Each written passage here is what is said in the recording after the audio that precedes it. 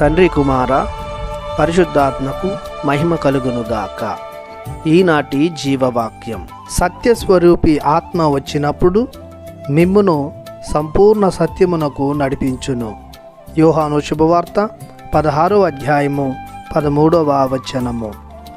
ప్రియ దైవ ప్రజలారా, సహోదరి సహోదరులారా, ప్రభువైన దేవుడు మిమ్ము తన కృపతో, ప్రేమతో, కరుణతో నింపునుగాక. సత్యానికి మారుపేరు ప్రభుని ఆత్మ. సత్యస్వరూపి పరిశుద్ధుడైన దేవుడు. త్రిత్వేక సర్వేశ్వరునిలో మూడవ వ్యక్తి పవిత్రాత్మ దేవుడు. క్రీస్తు ప్రభు వాగ్దానం చేసిన ఆదరణకర్త. ప్రభు నుడివినట్లు సంపూర్ణ సత్యమును ఎరిగించి నేర్పించి అందు నడిపించున్నది ప్రభుని ఆత్మ. సత్యమును తెలిసిన పరిశుద్ధుడైన ఆత్మ అసత్యము నుండి సత్యములోనికి నడిపించును. క్రీస్తు ప్రభువే సత్యము. క్రీస్తులో నూతన జీవం పొందుటకు సత్యవంతుడైన క్రీస్తులోనికి నడిపిస్తుంది. సత్యమును గూర్చి ఉన్న ప్రతి సందేహాన్ని నివృత్తి చేస్తుంది ప్రభుని ఆత్మ. క్రీస్తు తానంతట తానుగా ఏమీ బోధించక తండ్రి నుండి వినిన దానిని బోధించినట్లుగా పవిత్రాత్మ కూడా క్రీస్తు నుండి గైకొనిన దానిని వినిన దానిని తెలియజేయును. పవిత్రాత్మ మాటలు క్రీస్తు మాటలకు అనుగుణముగా ఉండును. క్రీస్తు ప్రభుని కార్యాలను రూపుదిద్దేదే ప్రభుని ఆత్మ.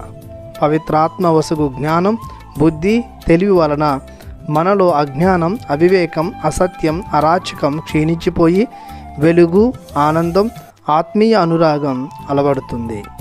చెడుకు చీకటికి చోటు ఉండదు. అప్పటికి మనం జ్ఞానస్నానం స్వీకరించడం ద్వారా మనలో పాపశాపాలు గతించాయి. అనామకులమైన మనం దేవుని బిడ్డలమయ్యాము. ఆత్మను పొందుకొని నూతన జీవాన్ని పొందుకున్నాం.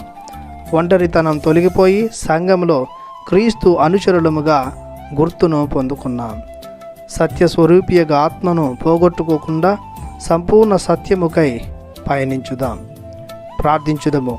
జీవ మరణములకు ఊట అయిన మా దేవా, మీకు వేలాది వందనములు, స్తుతులు, స్తోత్రములు చెల్లిస్తున్నాము. మీరు ప్రేమతో మీ కుమారుని తరువాత మీ ఆత్మను మా మధ్యన ఉంచి మమ్మ సత్యమునకు నడిపిస్తున్నారు. మేము మీ ఆత్మ ప్రేరణతో సత్యాన్ని గ్రహించి జీవించే వరాలను మాకు దయచేయమని యేసయ్య పరిశుద్ధ నామములో ప్రార్థిస్తున్నాము పరమ తండ్రి. ఆమెన్. దేవుడు మిమ్ము దీవించునుగాక. ఆమెన్.